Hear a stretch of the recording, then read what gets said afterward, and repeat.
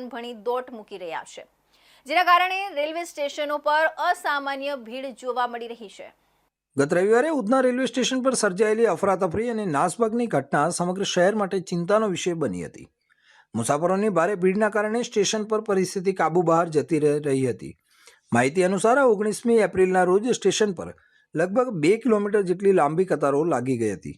મુસાફરોને ખુલ્લા આકાશ નીચે કલાકો સુધી ઊભા રહેવું પડ્યું હતું, જેના કારણે ભીષણ ગરમી અને ગૂંગળામણમાં અનેક લોકોની તબિયત બગડી ગઈ હતી. આ પરિસ્થિતિ એટલી વિકટ બની ગઈ હતી કે ભીડને કાબૂમાં લેવા માટે પોલીસને લાઠીચાર્જ કરવાની પણ ફરજ પડી હતી. આ ઘટનાએ રેલવે તંત્રની તૈયારીઓ અને વ્યવસ્થાઓ પર ગંભીર સવાલો ઊભા કર્યા હતા. જોકે આ ઘટનાની ગંભીરતાને ધ્યાનમાં લેતા પશ્ચિમ રેલવેનું તંત્ર હવે સંપૂર્ણ રીતે સક્રિય બન્યું છે.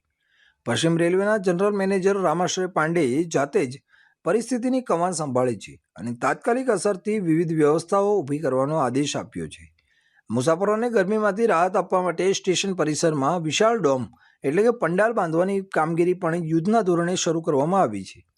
આ પંડાળ હેઠળ મુસાફરોને છાંયો અને આરામ મળી શકે તે માટે ખાસ વ્યવસ્થા કરવામાં આવી રહી છે. તે ઉપરાંત સ્ટેશન પર પીવાના પાણીની સુવિધા વધારવામાં આવી છે, જેથી ગરમીમાં મુસાફરોને તરસથી પરેશાની ન થાય.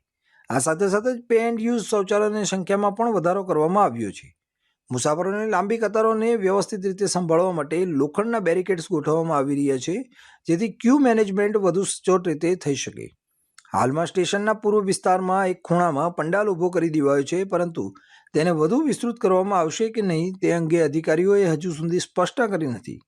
તેમ છતાં રેલવે તંત્ર દાવો કરી રહ્યું છે કે આવનારા દિવસોમાં મુસાફરોને વધુ સારી સુવિધા પૂરી પાડવા માટે સતત પ્રયાસો કરવામાં આવશે.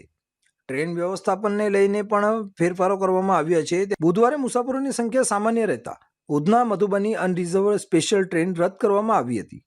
જોકે ગુરુવારે તાપ્તી ગંગા એક્સપ્રેસ સહિત કુલ 4 ટ્રેનો દોડાવવાની યોજના તૈયાર કરવામાં આવી છે, જેથી મુસાફરોને રાહત મળી શકે. આ પરિસ્થિતિને ધ્યાનમાં રાખીને રેલવે તંત્ર અને સ્થાનિક પ્રશાસન બંને સતર્ક બન્યા છે અને વધારાની સુરક્ષા તેમજ સુવિધાઓ ગોઠવવાની તૈયારીમાં લાગી ગયા છે. ઉનાળાના સમયમાં શ્રમિકોની વતન વાપસી એક મોટી વ્યવસ્થાપન પડકાર બની જાય છે. ત્યારે આવી સ્થિતિમાં સમયસર યોગ્ય આયોજન અને સુવિધાઓ ઉપલબ્ધ કરાવવી અત્યંત જરૂરી બની જાય છે, જેથી મુસાફરોને મુશ્કેલીનો સામનો ન કરવો